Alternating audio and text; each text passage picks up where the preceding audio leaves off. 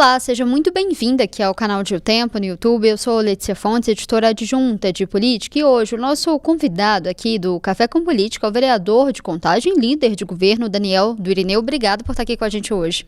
Oi, Letícia, bom dia. É sempre uma alegria muito grande a gente estar aqui fazendo parte do Café com Política, aqui junto ao Grupo Tempo. E um orgulho muito grande ter essa grande emissora aqui na nossa cidade, né, representando Contagem aí para todo o estado.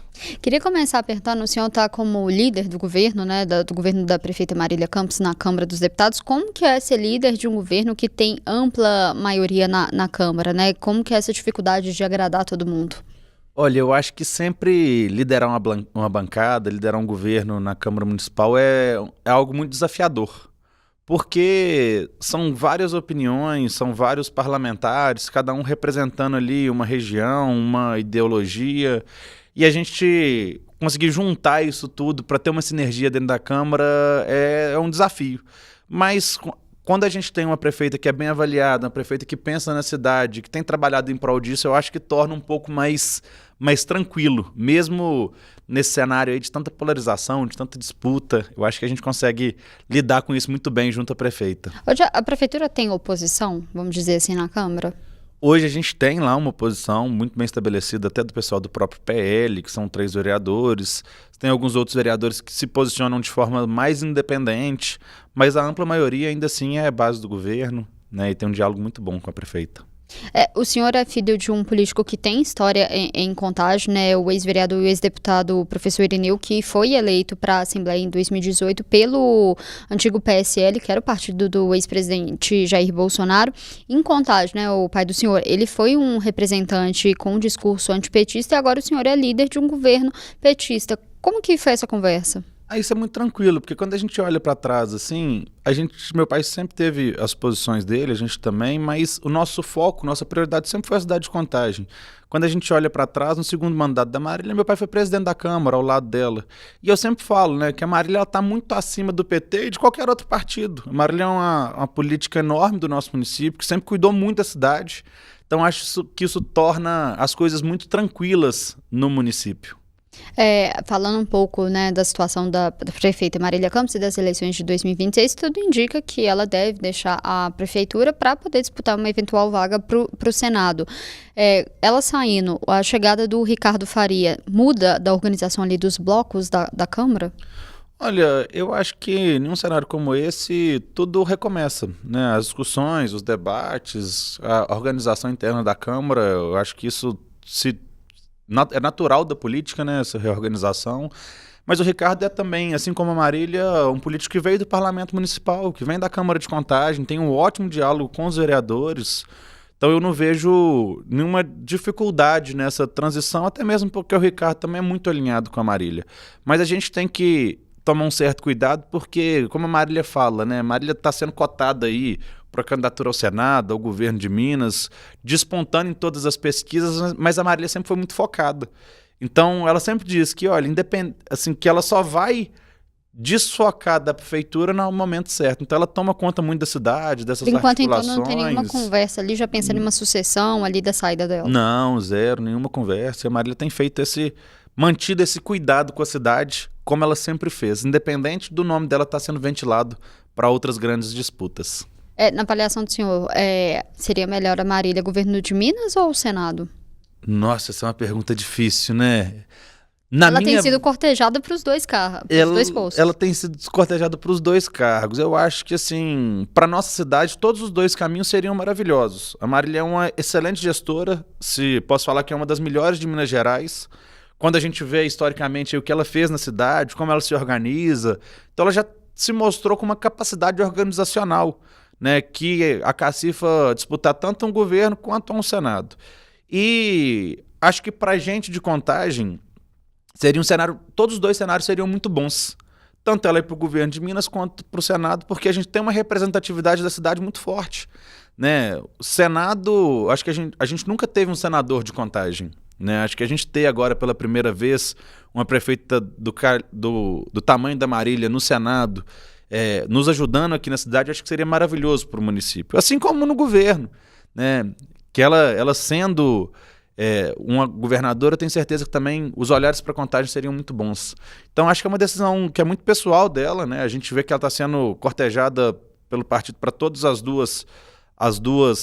dois postos, mas é uma decisão dela. Marília tem dedicado muito na cidade e aí eu não sei ainda para onde ela vai correr, né? Se ela vai continuar aqui, se ela vai para o Senado, se ela vai para o governo, mas eu acho que em todas as três esferas, qual que seja a decisão dela, acho que a cidade de Contagem estará em ótimas mãos. O senhor mencionou que ela tem uma cautela, né, sobre essa questão, se vai sair ou se não vai sair, como que ela saindo, né, da prefeitura, como que vai ficar essa situação, mas numa eventual saída dela para uma candidatura em 2026, o senhor acredita que o Ricardo Faria tem a mesma capacidade de diálogo que ela tem? Acredito que sim, o Ricardo tem essa capacidade de diálogo, principalmente com o parlamento. Não vejo uma diferença muito grande nesse diálogo. Né? Claro que a popularidade da Marília é algo inigualável. Né? A gente tem uma prefeita mesmo em tempos de tanta polarização, a gente tem uma prefeita que tem 80% de aprovação na cidade de Contagem. Isso é muito fruto do trabalho. Né? Mas acredito que o Ricardo também vem dando essa continuidade, né? Se assim for decidido pela Marília. O senhor acha que pode ter muitas mudanças? Não do modo ali, dos projetos também da prefeitura com ele assumindo? Olha, na minha visão não, eu vejo o Ricardo muito alinhado com a Marília, né? Sempre foi, tanto é que a Marília escolheu ele mais uma vez como vice na reeleição, mesmo estando em outros partidos, então assim, eu vejo que tem essa tranquilidade lá, até pelo alinhamento dos dois. E se acontecer essa troca, né, a Marília sair para disputar 2026 e ele assumindo, o senhor continuaria ali como líder? Olha, é um novo governo, né? Acho que a liderança de governo ela é decidida pelo prefeito em exercício, né? Se a Marília me escolheu como líder de governo. Se eventualmente a gente tiver o Ricardo como prefeito, acho que é uma decisão dele. Se ele me convidar, a gente vai avaliar. Tem um carinho enorme pelo Ricardo, mas a gente tem que respeitar um pouco os tempos, né? Porque a gente não pode atropelar, né, uma decisão, um convite antes dele acontecer. Então ele vem numa nova conjuntura aí, de um novo governo, mas a gente tem um carinho muito grande e não temos dificuldade nenhuma com o nome do Ricardo. O senhor está como líder agora, mas antes do senhor era a vereadora Adriana Araújo, que ela acabou sendo ali substituída por conta ali de um mal-estar que aconteceu com os colegas da casa por conta do projeto do reajuste dos salários dos vereadores, né? Por que o senhor defendia esse reajuste e se esse assunto ali, esse episódio deixou alguma marca ali na relação com os parlamentares? Olha, eu acho que não. Foi ventilado aí por algumas mídias que o motivo da Adriana ter saído foi essa questão salarial, mas isso não teve desconforto nenhum entre os parlamentares. Tanto é que, na própria saída dela, o discurso dos vereadores são muito claros que não tem relação a isso, de agradecimento.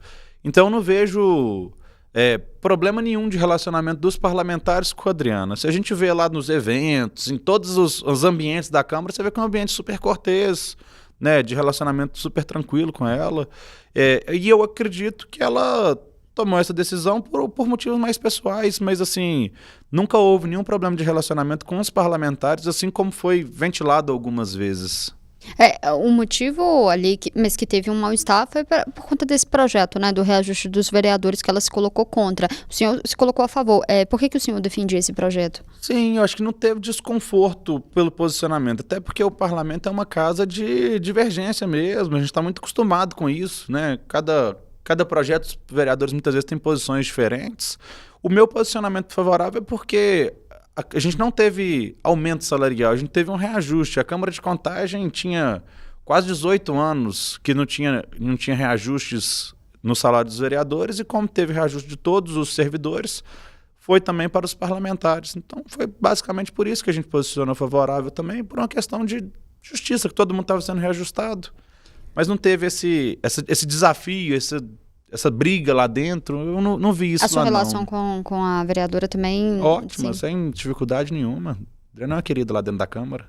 Recentemente, a prefeita Marília escolheu o ex-vereador Teteco para poder cuidar ali da relação da administração municipal com os vereadores, né? A conversa seria que a prefeita estaria tendo dificuldades ali para poder manter uma unidade. Essa mudança mudou a relação, melhorou a relação com o executivo? Eu não vejo essa dificuldade, não. Tanto é que a gente olha aí as aprovações dos projetos, desde o início desse mandato, todos os projetos do Executivo foram aprovados, a grande maioria deles foi aprovado com unanimidade, né, com os vereadores, inclusive da oposição, votando junto aos projetos, porque são bons para a cidade. Os projetos que tinham algum certo tipo de discordância, a Câmara atuou de maneira excepcional, apresentando emendas, discutindo com o Executivo. Então a gente não vê essa mudança de humor dentro da Câmara de um para o outro. O que teve, de fato, é que o antigo secretário de governo, que era o Pedro Amaral, ele foi escolhido pela Marília na reforma administrativa para ele assumir a Secretaria-Geral. Então ele ficou aí por um período de 2, 3 meses assumindo esses dois postos, secretário-geral e secretário de governo. Eu acho até por serem que a escolha da Marília trazer o Teteco foi por ser duas pastas muito pesadas. Então, assim, é humanamente impossível. Mas como que você tem visto a chegada dele? Tem visto com bons olhos. O Teteco também tem uma articulação muito boa lá dentro da Câmara. Eu só não vejo que a vinda dele foi por uma falta de articulação do antigo secretário ou nada disso. Foi apenas por o secretário estar com duas funções e está realmente muito pesado, sobrecarregado. Para ter um diálogo melhor, a Marília trouxe o Teteco. Mas o Teteco ele tem um relacionamento ótimo com a Câmara também. O Teteco já foi presidente do Parlamento por 8 anos. Então, assim, tem um diálogo muito aflorado com os vereadores. Então, assim, a gente vê que continua na mesma toada e na mesma tranquilidade. A gente estava conversando aqui antes, eu até tinha perguntado prioridades, né, da Câmara, né, dos projetos do Executivo na Câmara para esse ano, mas os principais todos o senhor já tinha até me mencionado que já conseguiram passar para o ano que vem. Quais que são as prioridades? Olha, falando para esse ano, assim, a gente teve vários projetos, encerramos todos aí, todos os projetos aprovados, inclusive com projetos com muitos debates, como Código de Postura, de obras, de edificações, né, que traga aí uma modernidade muito grande para a cidade através do programa 4.+, né, que vem aí trazer uma oportunidade de regularização de toda a cidade. Para o ano que vem, ainda a gente não tem debatido isso, porque foi aprovado todo o conjunto de projetos, os projetos mais prioritários como esse do governo, e a gente tem aguardado aí o próximo ano para a gente discutir com mais tranquilidade, mas não tem nada de urgência assim para ser aprovado. Tem um convênio também, né, com a Santa Rita, que vai ser convertido em consultas cardiológicas. Queria que o senhor explicasse um pouco do que é isso. Olha, eu acho que isso é um dos grandes ganhos para o município e para toda a metropolitana que a gente teve aí nos últimos tempos, porque Contagem era muito deficitário em algumas consultas cardiológicas e a gente sabe que o equipamento é muito pesado, muito robusto, né? Então a prefeitura conseguiu um convênio com Santa Rita, foram 23 milhões de reais e já começaram a fazer essas consultas. Então vai diminuir na fila do SUS. Então a gente vê com muito bons olhos também essa novidade para o município, que a gente tem mais uma retaguarda aí na saúde. A gente viu Contagem, né, fazendo um contingenciamento, né, ao longo do ano ali. Hoje, como que está essa situação ali dos cortes, né, na prefeitura? O que motivou ali de que vocês têm de conhecimento na Câmara? Olha, a gente vê que hoje todo o estado de Minas Gerais tem passado por desafios orçamentários, né? Estava lendo a reportagem nos últimos dias que 80% dos municípios mineiros estão com dificuldade de fechar as contas agora no final do ano. A Marília, com essa qualidade de gestão que ela tem, ela já antecipou esse problema lá por meio do ano, né? Começou alguns contingenciamentos, algumas reorganizações, o que trouxe a oportunidade para a prefeitura chegar agora no final do ano numa situação bem mais confortável do que a maioria dos municípios. Então, eu acho que isso é a grande aposta e a grande característica da Marília na gestão mesmo. Então, assim, a gente vê o município de Contagem um pouco melhor do que a média geral no estado. Já caminhando para o final, falando sobre 2026, mas falando dos planos, né, do senhor. Se o senhor, a gente vê muitos vereadores já pensando ali numa eleição de 2026, uma cadeira para a Assembleia Legislativa. O que está no horizonte do senhor ali para o ano que vem? Olha, a gente tem colocado o nosso nome à disposição da cidade, né, para uma possível candidatura a deputado estadual. Já tenho conversado, dialogado muito com os presidentes partidários nossos, mas principalmente conversado com os vereadores, né? E mostrado para a cidade, mostrado para o parlamento, para o meio político, que a gente precisa de união. Eu acho que um dos grandes déficits municipais que a gente tem quanto à questão política é a falta de representatividade, tanto a nível estadual quanto a nível federal. Acho que faltam parlamentares que tenham a bandeira como a cidade de Contagem, né? Eu estou aqui para defender minha cidade, estou aqui para defender o município. E eu acho que o motivo da gente não ter hoje representantes assim, é a falta de união. de união do meio político mesmo.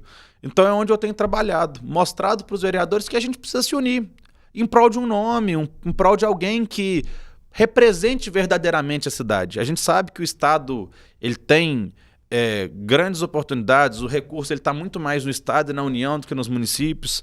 Então, assim, realmente tem feito esse diálogo dentro da Câmara e colocado meu nome à disposição, né? Se os vereadores, se a cidade entender que eu sou o melhor caminho para representar o município, ficarei honrado e trabalharei isso com toda a dedicação, como sempre tem feito nos meus mandatos. Mas E eu o acho partido vai continuar, mesmo porque a gente vê muitas conversas aí de mudanças de partidos. Tem alguma conversa nesse sentido? não tem essa intenção. Acho assim, o PSB hoje é um partido que tem crescido muito com a liderança do Otacílinio, que é o nosso presidente estadual, do João Campos, que é o nosso presidente nacional. Acho que vem muito nessa sinergia aí de um partido pulsante, um partido jovem. Então não tenho esse interesse, né, de mudança de partido. Acho que o meu maior desafio aqui é que a gente mostre realmente para a cidade, para os parlamentares, para os políticos, que a gente precisa de se unir. Porque sozinho a gente vai continuar sem grandes representantes municipais, vai ficar um disputando com o outro, como acontece aí há 20, 30 anos. Queria agradecer a presença do senhor aqui hoje, sempre muito bem-vindo a voltar outras vezes. Obrigado, contem sempre com a gente, estamos à disposição para estar aqui também. A gente fica por aqui, mas você acompanha esses e outros conteúdos aqui no canal de O Tempo, no YouTube e também no portal otempo.com.br. Até mais.